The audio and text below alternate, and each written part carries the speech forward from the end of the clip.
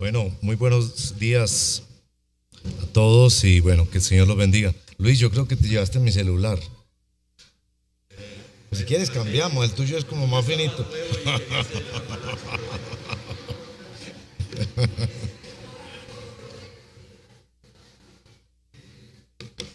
Bueno, aquí estamos. ¿Cómo están ustedes hoy?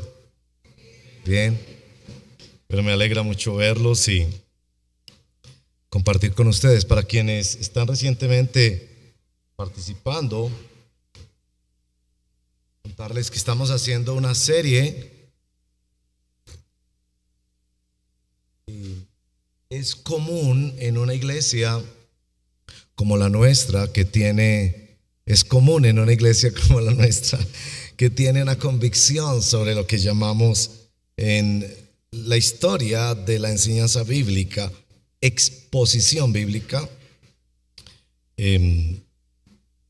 que entremos a unas partes de un libro bíblico o enseñemos un libro bíblico completo y que no estemos saltando buscando versitos que estén de acuerdo con nosotros, sino que sometamos nuestra mente para amar a Jesús, yendo a una porción de la Biblia y preguntándole al Espíritu Santo: ¿qué tienes ahí? Tú que inspiraste, ilumínanos por favor. Entonces estamos haciendo una serie en el capítulo 20 del libro de Éxodo, que contiene lo que se conoce en la historia como el Decálogo, las 10 palabras o los 10 mandamientos. Una pieza literaria de incomparable valor para toda la humanidad, fundamento de la legislación y de las constituciones de muchos países. Para quienes sometemos nuestra vida a Dios, la recibimos como la palabra de Dios para nosotros, que revela nuestro corazón y que nos permite conocer a Dios. Esta preciosa escritura de Éxodo 20. Y hoy en particular llegamos a el segundo mandamiento, que está contenido en los versos 4 al 6. Voy a leer esos versos y voy a pedir que también me pongan en pantalla el texto que nos guió en la adoración congregacional, que fue el Salmo 112, especialmente el primer verso. Leamos entonces Éxodo 20, verso 4 al verso 6. Recibe esta palabra del Señor en tu corazón. Esto dice el Señor a quienes Él libera y a quienes quieren que Él les libere. No te harás ningún ídolo ni semejanza alguna de lo que está arriba en el cielo, ni abajo en la tierra, ni en las aguas debajo de la tierra. No los adorarás, ni los servirás, porque yo, el Señor tu Dios, soy Dios celoso, que castigo la iniquidad de los padres sobre los hijos hasta la tercera y cuarta generación de los que me aborrecen, y muestro misericordia a millares, a los que me aman y guardan mis mandamientos. Esta es la palabra del Señor.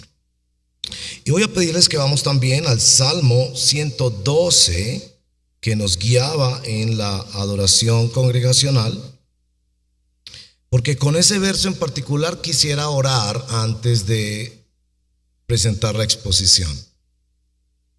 Para nosotros es muy importante orar cuando abrimos las Escrituras, porque nos impone la oración el reconocimiento de nuestra vulnerabilidad y de nuestra impotencia, y nos pone en el lugar correcto de decirle al Señor que sea Él quien nos enseñe y que por su misericordia cruce todas las barreras de dureza, de terquedad que hay cuando escuchamos palabra de Dios. Entonces, para orar, quiero leer el versículo número 1 del Salmo 112, que guiaba nuestra adoración congregacional. Aleluya. Cuán bienaventurado es el hombre que teme al Señor. Y ahí nos va a decir qué quiere decir temer al Señor. Que mucho se deleita en sus mandamientos. Oremos. Señor, oramos pidiéndote misericordia especial al leer tu palabra en este segundo mandamiento. Al leer este Salmo 12, verso primero, tenemos que admitir que no es mucho el deleite cuando escuchamos mandamientos, que quizás ni siquiera es deleite cuando escuchamos tus mandamientos. ¿Hasta dónde nos quieres llevar en nuestro caminar contigo? Que un día podamos decir eso, que nos gocemos en someternos a ti. ¿Qué clase de rey eres tú? Que vamos a llegar a entenderte pensando tus leyes y tus mandamientos, no los mandamientos de los hombres, sino tus leyes y tus mandamientos como miel pura, como gozo puro. ¿Hasta dónde quieres hacernos tus hijos y tus siervos por amor? Haz esto, por favor, Señor. Quiebra nuestras resistencias para que no solo quedemos derrotados ante tu revelación, sino que quedemos fascinados, deseando obedecerte. Ayúdanos, Señor, a desearlo con todo nuestro corazón. Cantábamos esta mañana una frasecita en una de las canciones que decía: muéstranos lo que tú ves. Muéstranos lo que ves en nuestro corazón, porque estos mandamientos revelan nuestro corazón. Y detrás de los miedos que gobiernan nuestra vida hay un ídolo. Detrás de las adicciones que esclavizan nuestras vidas hay un ídolo. Detrás de las ambiciones que enceguecen nuestras vidas hay un ídolo. Detrás de las costumbres y los hábitos que se resisten a cambiar hay un ídolo. Detrás de la pereza, la desidia, el desgano para las cosas espirituales, hay un ídolo que nos gobierna, que nos hace esclavos y nosotros no lo sabemos, que nos domina y nos hace pensar que nosotros estamos dominando. Así que pedimos que esta mañana reveles lo que hay en nuestro corazón idólatra y reveles tu corazón bello, dispuesto, firme, sólido como una roca y amoroso y lleno de ternura hacia el pecador arrepentido. Te lo pedimos así en el nombre de Jesús, que es nuestro Señor. Amén.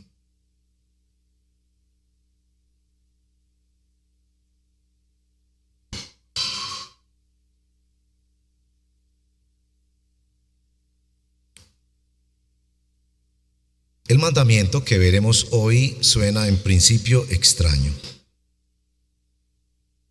Extraño porque tu primera reacción va a ser pensar que quizás tú y la mayoría de las personas lo cumplen sin ningún problema. Pareciera que ese mandamiento dibuja a un hombre primitivo que hace una estatua y se postra torpemente ante ella. El mandamiento también resulta un poco extraño por la forma en que nos lo dice. Noten que el mandamiento no dice, me adorarás sobre todas las cosas, o adórame, sino que el mandamiento se hace como una orden hacia afuera, como una negación. No hagas esto. Ese no tiene connotaciones enormes que debemos meditar mucho. ¿Por qué Dios nos dice no?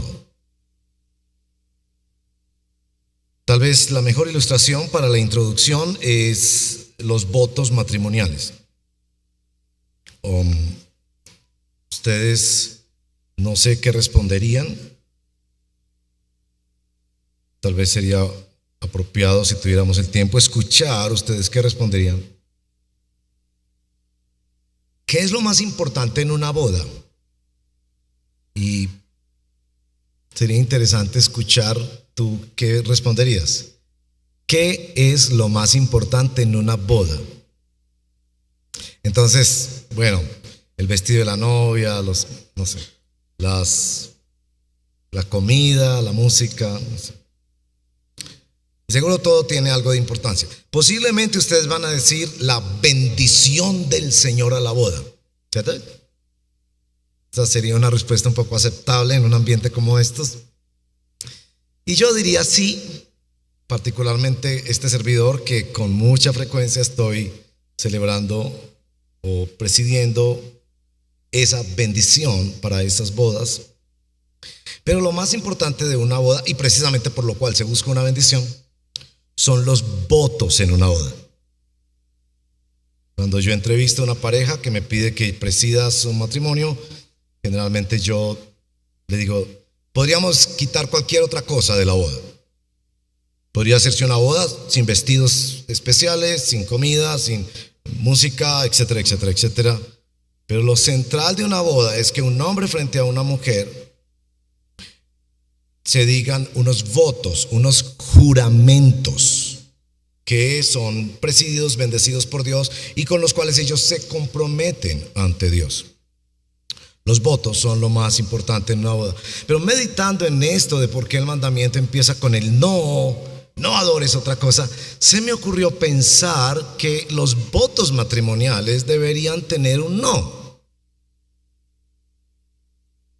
Porque me acuerdo una historia de un hombre que vino a mi oficina con sinceridad a buscar consejo, llorando copiosamente, y se sentía víctima de sus sentimientos. Y esta era la frase que definía su realidad. Pastor, decía llorando, es que yo las amo a las dos. Como si fuera víctima de esa cosa terrible que es el amor, que pone a un hombre a ser capaz de decir, no puedo dejar ni a esta ni a esta. Es que es un amor profundo, indescriptible por las dos. Si en los votos matrimoniales él hubiera dicho, prometo amarte toda la vida, estaría cumpliendo. ¿Por qué? Está amando a su esposa. Al renglón seguido va a decir, y también a la otra. Pero si en sus votos matrimoniales él hubiera dicho, prometo no amar a otra mujer como a ti. Tal vez eso nos ayuda a entender la importancia de este no. Porque el no excluye muchas otras opciones. El no determina que la adoración a Dios es exclusiva y excluyente. Por otro lado, el no deja lugar al mérito. A nadie le dan un premio porque no se pasa un semáforo en rojo. Asegura que quede determinada la relación con Dios como una relación exclusiva y excluyente. En la oración le decíamos al Señor, que cantamos esta mañana, muéstranos lo que tú ves. Y sin duda este mandamiento nos es dado porque Dios observa que nuestros corazones caídos son por naturaleza corazones idólatras, que tenemos una tendencia incontenible a adorar, al punto que si tú escuchas con cierto nivel de reflexión estas palabras, deberías considerar que si tú no adoras a Dios, vas a adorar literalmente cualquier cosa. La idolatría se mueve en dos ámbitos. Un ámbito es el de reducir la deidad a lo humano. Quizás es lo que tratan de hacer todas estas compañías que le ponen los nombres a sus productos con nombres de dioses, particularmente dioses griegos, Nike, Mazda, Amazon.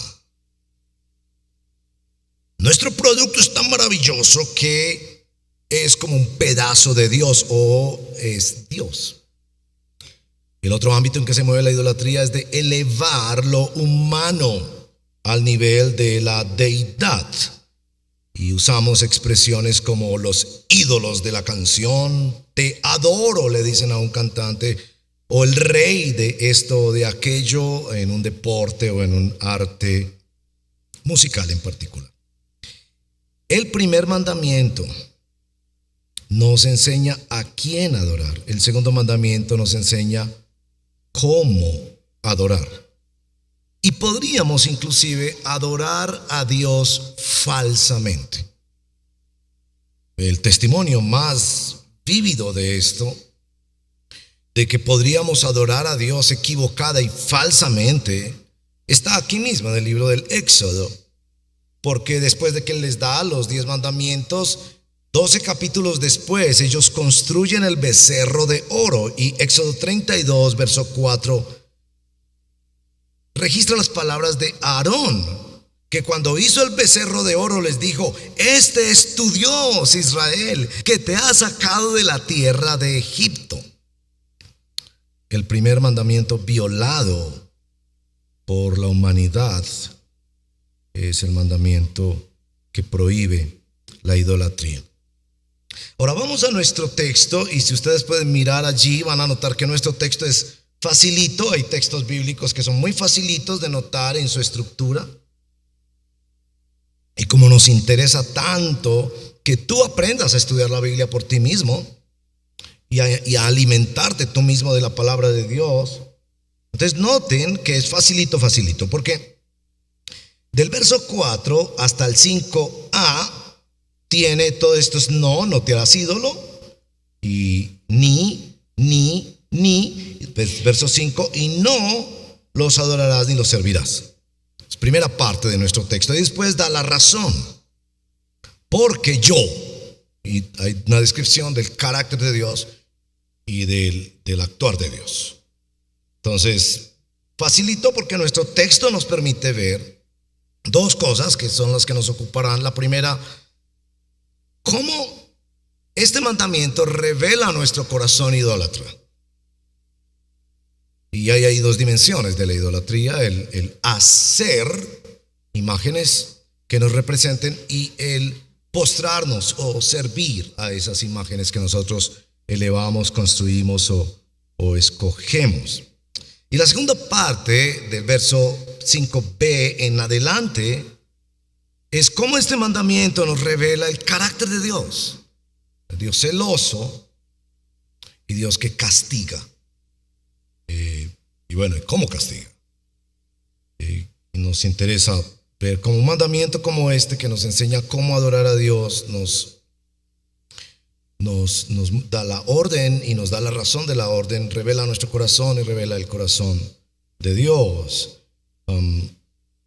Muchos autores han señalado que después de este pueblo ser esclavo en Egipto, ellos necesitaban ser liberados de Egipto, pero que después del capítulo 20 de Éxodo, Ellos tenían que aprender no solo que fueron sacados de Egipto, sino cómo Dios sacaba a Egipto de su corazón. Y la palabra de Dios, que es espada de dos filos, es espada que nos trae libertad por la obra perfecta de Jesús, pero es espada también que hace las cirugías necesarias en nuestro corazón. Y mi anhelo, mis amados hermanos y amigos, es que por la misericordia de Dios, el Espíritu Santo, primero tú descubras cuáles son las idolatrías de tu corazón. Las idolatrías del corazón son tan sutiles, tan diversas, tan enmascaradas, y tanto que nos controlan en una forma que nos hacen pensar que somos nosotros los que tenemos el control. Quizás la mejor ilustración de eso la compartió el predicador de la semana pasada en una de nuestras iglesias, y yo escuché su prédica. Maravillosa ilustración.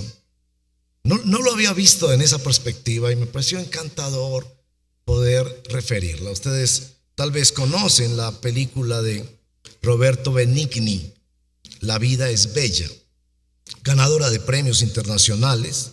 Roberto Benigni es el protagonista de la película. Una forma de actuar muy particular y preciosa. Narra los eventos de la Segunda Guerra Mundial en un campo de concentración. Y él es capturado, los niños son puestos aparte y los adultos aparte en esa cosa horrible que fueron los campos de concentración. Quienes han tenido oportunidad de estar ahí saben, uno casi no puede imaginar que eso existió. Él consigue que su niño se quede con él y lo esconde ahí en medio de las mazmorras y de esas cosas horribles donde los tenían violando toda forma de dignidad humana. Pero él le dice al niño que eso es un juego, que tiene que esconderse, que es un juego, y que al final del juego él recibirá un tanque de guerra de regalo. Y bueno, esa es, digamos, la trama fundamental de la película. Y el predicador de la semana pasada nos hacía reflexionar en que, si bien el padre hace esto quizás por un asunto de sobrevivencia mental, pero que ese juego es el mismo juego que hace el diablo con nosotros, que nos hace pensar que estamos divirtiéndonos con el adulterio, la droga, la pornografía, la mentira, el licor, el robo, cualquier forma de ídolo. Nos hace pensar que nosotros nos estamos divirtiendo cuando realmente lo que está pasando es que estamos siendo esclavizados. Y Dios, a través del poder de su palabra, quiere sacar la esclavitud de sus corazones. Y por eso yo anhelo que usted encuentre su ídolo. Que por la misericordia de Dios usted lo vea. Que Dios le dé ojos nuevos para ver eso. Que de pronto tú vienes al cristianismo, a una iglesia, a la Biblia, a Dios, a un culto, a adoración, estas cosas, pensando que lo que tú necesitas es sumar a tu vida algo.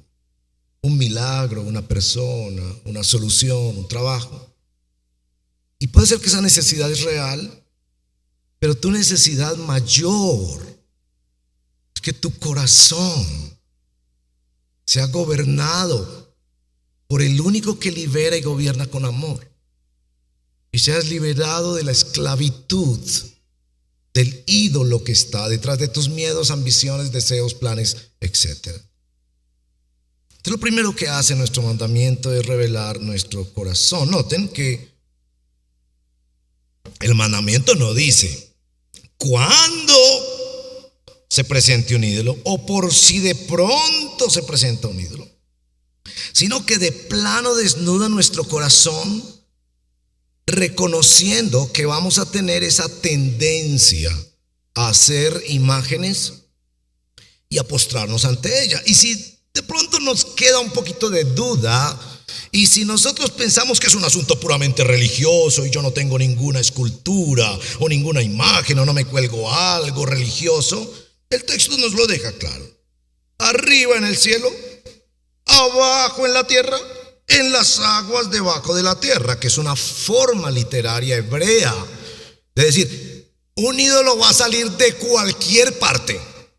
Lo vas a tomar de cualquier parte, de lo visible a lo invisible, de lo de arriba, de lo de abajo, de lo bueno, de lo malo, de tu casa o de fuera de tu casa, de tu trabajo, de fuera de tu trabajo, de tu salud, de fuera de tu salud, de tu país o de fuera de tu país.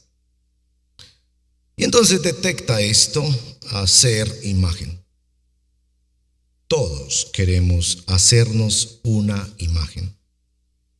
Una imagen que nos represente, que diga algo de nosotros.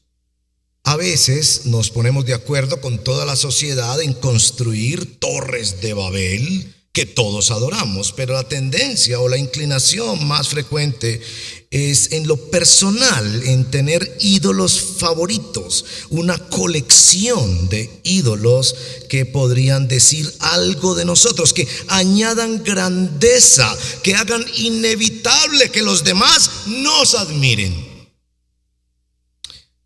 La tecnología ha incrementado esta tendencia.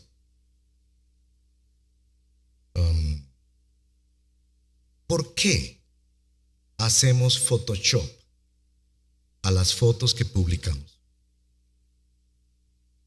Si mi piel no es así,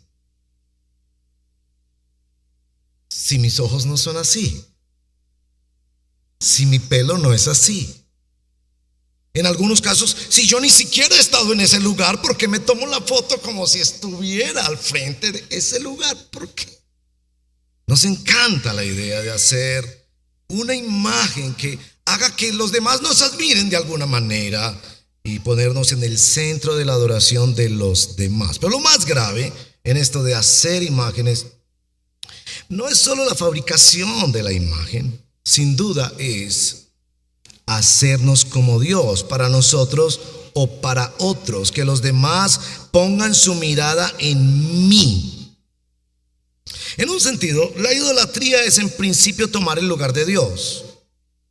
Porque escuchen bien, el único que hace una imagen y no la idolatra es Dios. Porque cuando Dios creó todas las cosas, Él hizo imágenes, tú y yo. Y nos decretó como sus imágenes, quienes deberíamos portar su reflejo y representarlo en la creación. De tal forma que cuando miraran esta imagen, lo adoraran a Él. Es por eso Dios es el único que puede hacer imágenes y no caer en idolatría. Entonces jugamos a tomar el lugar de Dios. Las mascotas. Las mascotas. Las mascotas pueden ser especies inferiores que usamos para beneficio de la creación, para proteger la creación, para embellecer la creación, para ayudarnos en alguna tarea particular. Y hasta ahí estaría bien. Pero las mascotas están siendo en muchos casos seres hechos idolátricamente a nuestra imagen. Ni siquiera respetamos su dignidad preguntándole si quieren o no. Los adaptamos a nuestra vida, los ponemos en un lugar y como la chica, que me impresionó tanto ese testimonio de una chica que escucha la noticia de que su mamá se murió y en lugar de ir donde su familia, ella misma lo relata así, está en un video, en lugar de ir donde su familia a buscar el consuelo humano o si fuera creyente en el Señor, a orar por el consuelo de Dios. Ella dice: me quedé extasiada mirando los ojos de mi perro y la ternura con la que él me miraba, y eso me dio tanta fuerza y tanto consuelo.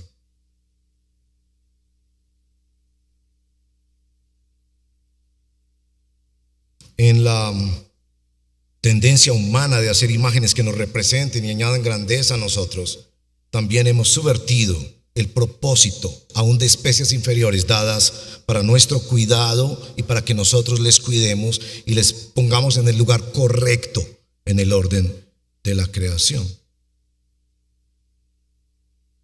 Pero aún, el hecho de que cuando nosotros hacemos imagen, estamos renunciando a ser imagen de Dios.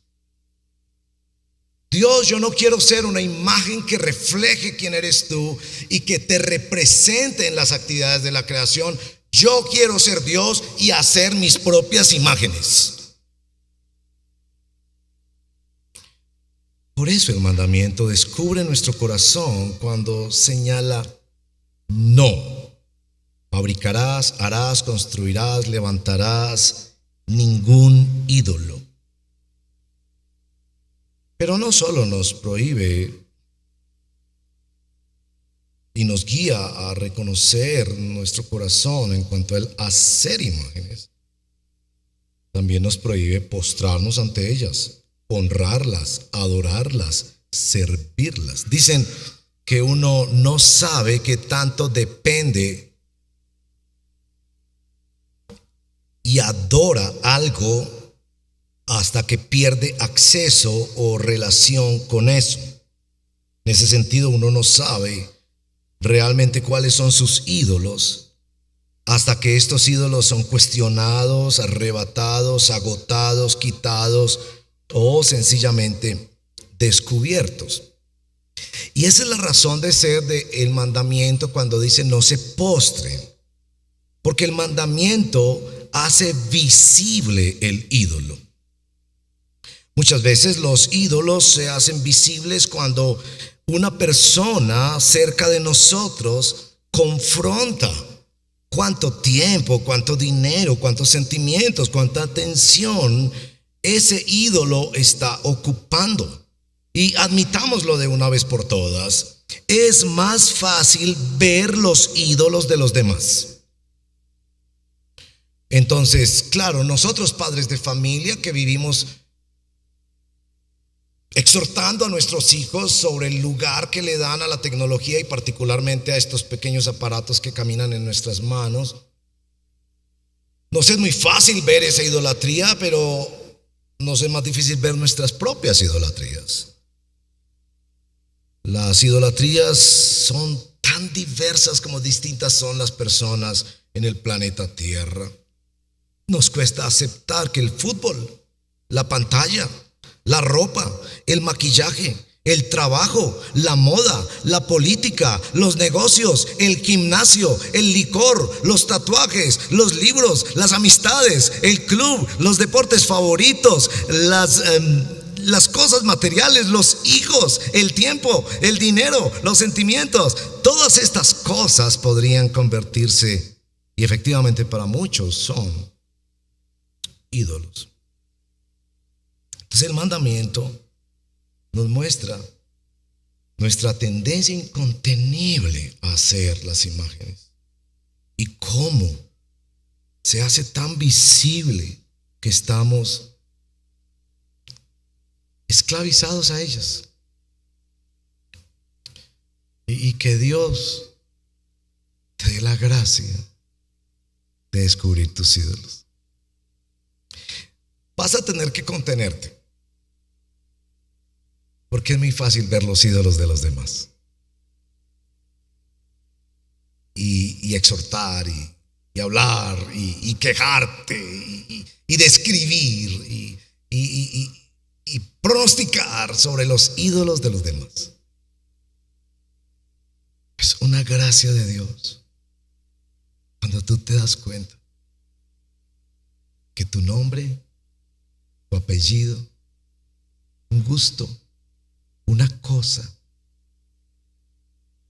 un momento, un objeto, un futuro, un pasado, un presente, es un ídolo de tu corazón. Entonces bendecimos al Señor porque nos ayuda en el proceso de identificar nuestros ídolos. Ahora, la segunda cosa que hace el mandamiento es mostrarnos el corazón de Dios. Nuestro mandamiento segundo establece claramente quién es Dios en una dimensión muy cercana al problema de la idolatría. Obviamente está enseñándonos la Biblia que Dios no es un Dios hecho de manos. Él es otro, lo que han llamado algunos teólogos la otredad o la alteridad de Dios, la trascendencia de Dios. Es otro. No hagas un Dios a tu imagen. No esperes que Dios satisfaga tus categorías o que se pueda evitar la crítica de otros construyendo una descripción aceptable de Dios. Dios es Dios y se ha revelado en las Santas Escrituras y en la persona de nuestro Señor Jesucristo, y hemos de conocerlo tal como Él se ha revelado, no como a nosotros nos guste o nos resulte cómodo. Es otro. Y no se nos permite a nosotros hacer una imagen de Él, y por eso este mandamiento exhorta también sobre la adoración falsa o falsificada del mismo Dios, como hizo el pueblo en el desierto. Pero nos dice algunas cosas muy valiosas sobre Dios. Verso 5: porque yo, el Señor tu Dios, soy Dios celoso. Si usted está leyendo la Reina Valera, verá que añade una palabra: fuerte y celoso. En el lenguaje original es una sola palabra. La razón por que Reina Valera probablemente puso esa traducción, fuerte y celoso, es porque la palabra celo allí es una palabra muy particular que no se usa siempre en las Escrituras, y que particularmente en el Antiguo Testamento se delimita a describir el carácter de Dios.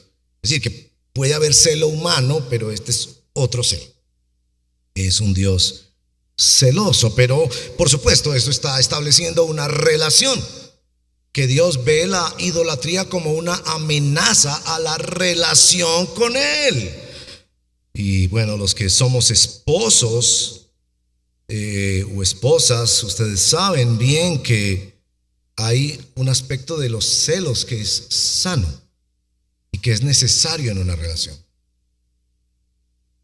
Si tú me dices que tienes un matrimonio y no te importa que tu esposo o tu esposa vaya y se acueste y salga y le diga mi amor y se siente en las rodillas de otro, porque tú eres libre, abierto, objetivo, desestresado, yo te digo, entonces tú no amas.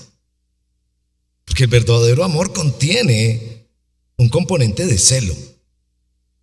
Y si tú eres padre o madre de familia y ves que tu hijo va a pedirle permiso a la señora de la esquina, y que cuando el hijo tiene hambre no viene donde ti, sino que va a la señora de la esquina, tú no vas a decir, no, es que yo soy amplio, yo soy abierto, yo tengo una mente plural. Es decir, no, tú esperarías que tu hijo venga en primer término a ti. Preferirías inclusive que venga en malos términos, pero que venga a ti. Tú eres la mamá. Y que si va a pedir permiso, te lo pida a ti, no al señor de la esquina, que no es su papá o su mamá. Dios es un Dios celoso, y de nuevo establece que esta relación es exclusiva y excluyente. Hermanos y hermanas, pongámonos de acuerdo con eso con respecto a la Biblia. La Biblia tiene claras revelaciones de que nuestra relación con Dios, que Dios es exclusivo y excluyente. ¿A qué les suenan pasajes de la Biblia como yo soy el camino, la verdad y la vida? No, un camino, una verdad y una vida. ¿A qué le suena Timoteo 2:5? Hay un solo mediador entre Dios y los hombres. ¿A qué le suena Isaías 43:11? Yo no daré mi gloria a otro, yo soy su Dios. Aleja toda posibilidad de un pluralismo en el que, pues, como quieran describir a Dios, o todos los caminos llevan a Roma. Evidentemente, nuestro Dios es un Dios celoso. Él los liberó. Él los puede liberar. Él es el único Dios verdadero. Él es un Dios celoso, y el Nuevo Testamento describe ese carácter de Dios, el Espíritu Santo, cuando habla de el celo del Espíritu. Y si tú has caminado con Cristo, sabes que el celo de Dios se manifiesta con frecuencia en la vida de un cristiano. Que tratas de meterte por ahí y Dios se te mete en el camino. Que tratas de salirte con la tuya y Dios se te mete en el camino. Te roba la paz, te quita el sueño, te disciplina. Porque Dios al que ama disciplina. Entonces, bueno, usted puede tomar la opción de decir, hoy no me gustan esas ideas de un Dios celoso, pero ¿qué tal si detrás de esta expresión revelada en la Escritura de que Él es un Dios celoso, usted ve el amor de Dios?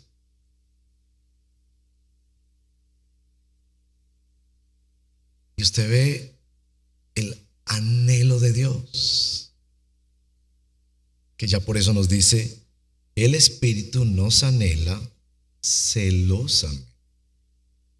Y ya por ahí usted va entendiendo que esto del cristianismo es una relación exclusiva y excluyente, y que se puede disfrutar, pero en esos términos. Que cuando usted quiere añadirle otro marido, otro ídolo, no funciona. La cosa se le enreda y se le vinagra. Pero cuando usted acepta que Dios es celoso y que su celo refleja su amor y su pasión por nosotros, entonces usted puede entrar en esa relación de amor con Dios por nuestro Señor Jesucristo. Bueno, la segunda cosa que nos dice el texto sobre Dios es lo que hace Dios. Y esto resulta un poco más intrigante para algunos. Dice, Dios celoso, que castigo la iniquidad de los padres, oiga bien, sobre los hijos, hasta la tercera y cuarta generación de los que me aborrecen, y muestro misericordia a millares de los que me aman y guardan mis mandamientos. ¿Cómo te suena eso? Debo hacer un par de aclaraciones sobre el tema del castigo de Dios en este texto.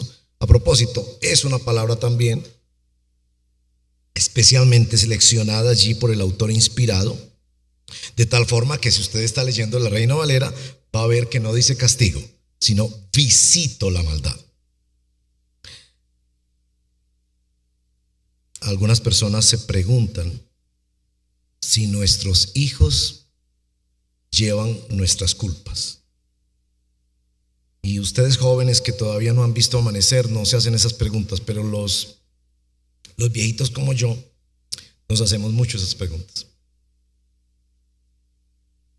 ¿Cómo afecta mis pecados, mis errores, mis incoherencias, mis faltas de pensamiento, palabra, obra y omisión a mis hijos, a mis nietos, a mis bisnietos? Aquí menciona 4 generaciones. A veces eso para los padres de familia es angustiante. Y sé de padres de familia que le oran al Señor con toda devoción: Señor, no les permitas llevar con mis pecados. Es interesante porque No pasa así con nuestros aciertos. Si usted fue un padre de familia responsable, que ahorró, cuidó sus finanzas y logró, como dice el libro de Proverbios, que el que ahorra tarde o temprano amasa una fortuna, y logró tener unas propiedadcitas y todo eso, usted quiere que pasen a la segunda y a la tercera y a la cuarta y a la novena generación, ¿cierto? Y a usted no le parece eso injusto de ninguna manera. Usted no piensa, no, pues ellos no han trabajado por eso, que trabajen por lo suyo. No, usted no piensa así. Usted piensa que sí está bien esa trascendencia generacional en lo bueno. Entonces hay que hacer aquí unas observaciones. La primera observación es que el texto no nos permite establecer que lo que pasa de una generación a otra es la culpa. Entonces no nos permite este texto establecer que mis hijos son culpables por mi pecado. Eso espero que te ayude a enfocar más claramente este asunto si eres padre de familia que lucha con esto. Creo que a lo que se refiere es a las consecuencias.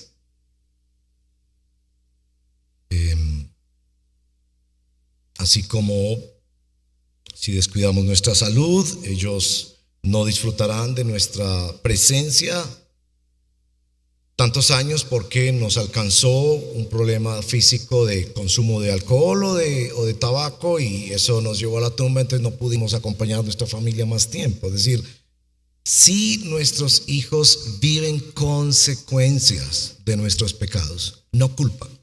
A propósito, ninguna generación tiene déficit de culpa frente a Dios.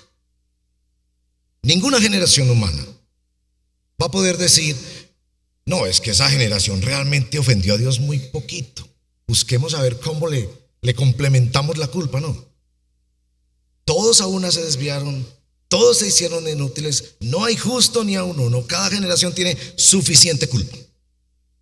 El texto está hablando propiamente de las consecuencias que Dios permite que alcancen hasta la cuarta generación. Ahora, otra aclaración que hay que hacer es que no está diciendo todas las consecuencias. Más bien el testimonio de la Escritura es que la bondad de Dios, lo que ha llamado la iglesia en la historia la gracia común, ha frenado las consecuencias para que no todas las consecuencias pasen de una generación a otra. Y quizás se le hace fácil a usted meditar en esto cuando piensa en naciones que practicaron el vandalismo, el vasallaje, la guerra injusta, y que todavía usted puede ver que las siguientes generaciones no vivieron todas las consecuencias de esas injusticias tan atroces que cometieron sus padres, y puede visitar muchos momentos de la historia para entender que realmente, aunque Dios permite que pasen consecuencias a nuestros hijos, no permiten que pasen todas las consecuencias a nuestros hijos. De hecho, si meditamos en nuestra vida, vamos a ver la bondad de Dios y decir, efectivamente, hay mucho menos mal en el mundo del que debería haber. Así que para aquellos filósofos que se quieren preguntar por qué hay maldad en el mundo cuando hay un Dios todopoderoso, yo les devuelvo la pregunta. Yo les digo, antes, por el contrario, deberías preguntarte por qué todavía hay bondad en el mundo. Y eso es un testimonio de que hay un Dios soberano que, por su bondad, que hace llover sobre buenos y malos, detiene las consecuencias de la maldad de una generación a otra. Sin embargo, el texto claramente establece que sí, pasa consecuencias de nuestros pecados a las siguientes generaciones. Y como veremos en un momento en la conclusión, eso debería llevarnos a tener un profundo temor de Dios. Pero el texto continúa, y continúa con una expresión que es asimétrica, y no sé si la notaron en el texto al final. Si tiene su Biblia en la mano, eso le ayudará mucho más. El verso 6 hace una presentación asimétrica con relación al verso número 5. Castiga iniquidad de padres sobre hijos hasta tercera y cuarta generación. Verso 6 muestra misericordia a millares. Algunas traducciones, buscando ese paralelismo, traducen a 1000 generaciones. Entonces compare 4 generaciones versus 1000 generaciones. Y esa asimetría es muy importante, porque está mostrándonos el carácter de Dios. El carácter de un Dios que detiene la maldad y que extiende su misericordia a toda la humanidad. Yo me pongo a pensar, ¿qué es esto? Yo hago algo malo y puede afectar hasta mis bisnietos, pero obedezco a Dios en algo de sus mandamientos y eso va a llegar hasta 1000 generaciones si el Señor Jesucristo no viene antes. Esa asimetría llama la atención sobre el carácter de Dios. Nuestro Dios, que es bueno y que nos da su santa palabra, esa que muchas veces en nuestra torpeza, nuestro orgullo, en nuestro miedo rechazamos, pero que nos da su santa palabra para mostrar los ídolos de nuestro corazón y para traernos a la verdadera adoración de Cristo y para que le busquemos solo a Él. Bueno, concluyamos. 2 conclusiones y 3 aplicaciones. Primera conclusión: deberíamos asustarnos. Deberíamos asustarnos con respecto a nosotros mismos. Salmo 106, versos 19 y 20. Hicieron becerro en Horeb, cambiaron su gloria por la imagen de un buey que come hierba. Romanos 1, 22 y 23. Profesando ser sabios, se volvieron necios y cambiaron la gloria del Dios incorruptible por una imagen en forma de hombre corruptible, de aves, de cuadrúpedos y de reptiles. Debería asustarnos que Éxodo capítulo 32, cuando llama a cuentas Dios a Moisés, le dice: mira qué pronto, qué bien pronto han caído en idolatría. Y la repetición en verso 21, 30 y 31 de Éxodo 32, este gran pecado.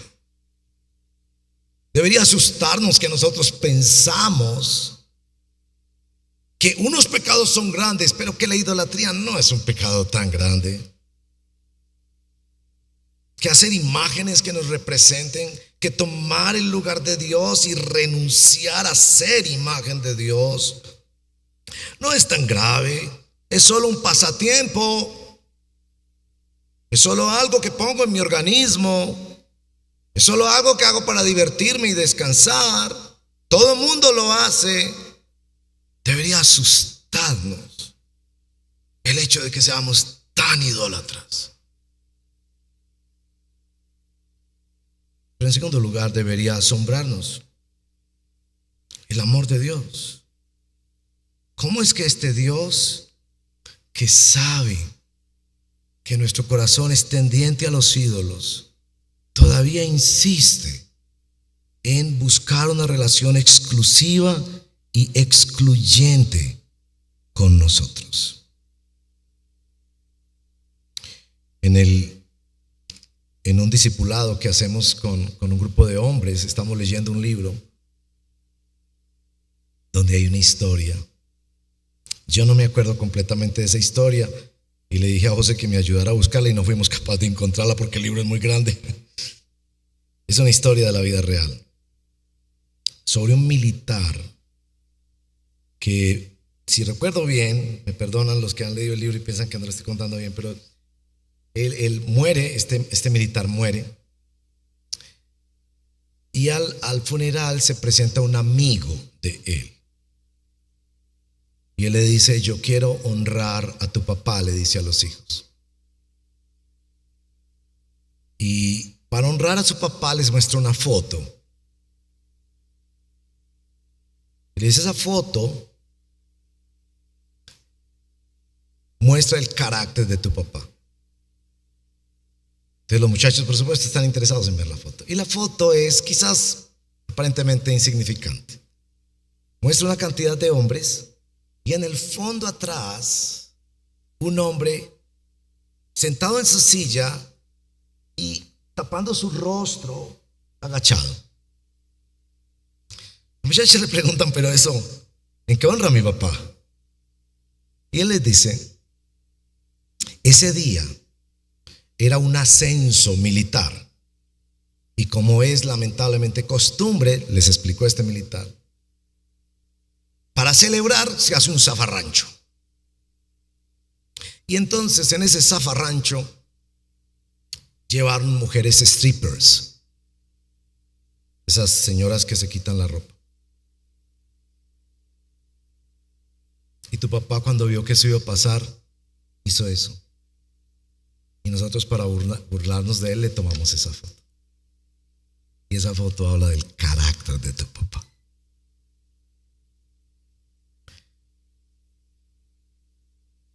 Si nosotros pudiéramos entender más y más por la gracia de Dios, ¿dónde están los ídolos de nuestro corazón? Pudiéramos hacer cualquier cosa si fuéramos tomados como ridículos y tontos, para alejarnos de cualquier cosa que obstruya nuestra comunión con Cristo, de cualquier cosa que oscurezca nuestra percepción de Él, de cualquier cosa que nos distancie del amor de Cristo, que pudiéramos todos vernos en una foto así. Bueno, 3 aplicaciones. La primera aplicación es sobre el Evangelio. Algunas personas comienzan a seguir a Cristo pensando que tenerlo en su equipo es conveniente. ¿Quién no quiere un coequipero así? Pero pronto se desilusionan con este tipo de mandamientos. ¿No fue Jesús el que dijo, si me aman, guarden mis mandamientos? Y entonces la ley se les vuelve algo pesado. Y muchas veces esto les conduce a abandonar su búsqueda del Evangelio. Pero ¿qué tal si tú cambias tu percepción de eso? Y cuando veas que los ídolos de tu corazón te esclavizan, vienes a Cristo y le dices, yo soy incapaz de obedecer. No soy capaz. Yo necesito un nuevo corazón. Escribe tu ley en mi corazón, porque de eso trata el Evangelio. El Evangelio no trata de que tú te esfuerces en cumplir estos mandamientos. El Evangelio trata de que tú descubras que estos mandamientos señalan tu condenación, pero señalan también a la gloria de Cristo, que te perdona y te da un nuevo corazón. Que Él tiene el poder de la espada para asustarte con su juicio, pero tiene el poder de la espada para hacerte la cirugía del corazón que tú necesitas. Cada uno de estos mandamientos es un poderoso llamado al Evangelio para que salgas de la esclavitud y vengas a Cristo como tu único y suficiente Señor y Salvador. Segunda aplicación. Una aplicación para los artistas. ¿Prohíbe este mandamiento hacer arte? Y la respuesta contundente es no. Y el mejor argumento es el tabernáculo y el templo. Dios mismo les dijo que hicieran el tabernáculo en el templo. Y allí había imágenes de animales, de plantas, de ángeles que están en el cielo, arriba del cielo, abajo de la tierra. El arte debe mostrar la belleza de la creación de tal manera que señale al Creador. Así debemos leer el verso primero del Salmo 19. Los cielos cuentan la gloria de Dios. Y yo que he sido bendecido, ya ahora viviendo aquí en el oriente antioqueño, de ver esos amaneceres y esos atardeceres tan hermosos, concluyo que el salmista seguramente veía en cada atardecer y cada amanecer una obra de arte de Dios. Pero esa obra de arte no es la gloria de Dios, señala la gloria de Dios. Entonces los artistas han de hacer arte con todo lo posible, pero arte que señale la gloria del Creador. ¿Quién ha hecho estas otras obras de arte magnificentes como los amaneceres y los atardeceres? Y ellos tratan de seguir esa ruta, no para llamar la atención sobre la pieza de arte o sobre ellos como artistas, sino para que sean reflejo del Creador. Tercera aplicación. Una aplicación para todos nosotros. Temamos a Dios. Temamos a Dios. Revisemos nuestro closet para ver qué ídolo hay ahí. Revisemos nuestra computadora y celular para ver qué ídolo hay ahí. Revisemos nuestra lista de amigos para ver qué ídolo hay ahí. Revisemos las escrituras y las propiedades nuestras para ver qué ídolo hay ahí. Miremos en nuestro pasado, en nuestro presente y en nuestro futuro. Miremos en nuestros cuerpos, en nuestras actividades, en nuestra agenda. Hermanos, temer a Dios es luchar franca, radical y atrevidamente contra la idolatría. No es criticar la idolatría de aquellos que hacen esto o lo otro. Es la idolatría de nosotros. ¿Se han dado cuenta que este mandamiento no está en plural, sino dirigido específicamente a cada uno de nosotros? Tú, no te hagas imágenes. Tú, no te postres ante ella.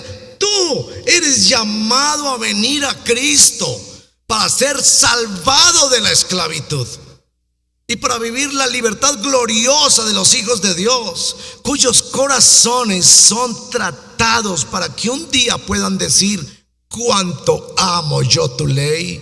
Es ella todo el día mi meditación. Es la bienaventuranza más grande. Tú dime y yo obedezco. Que sea así en el nombre del Señor. Amén. Cierren sus ojos y oremos.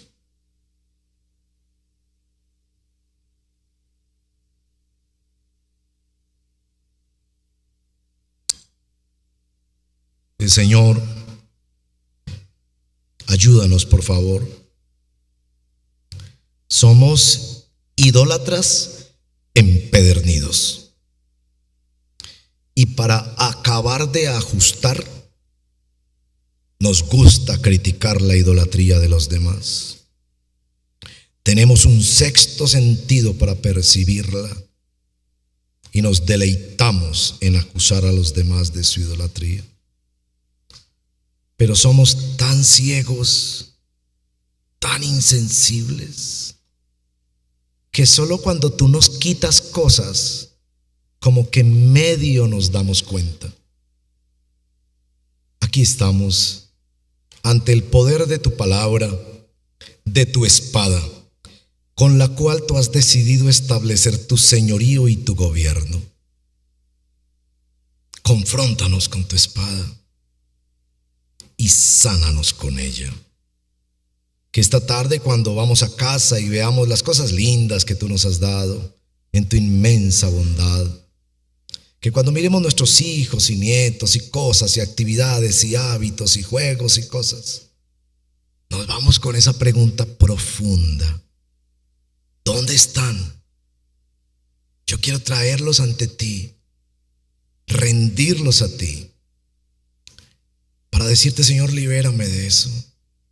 No me dejes ni hacerlos ni postrarme ante ellos. Muéstrame tu corazón celoso.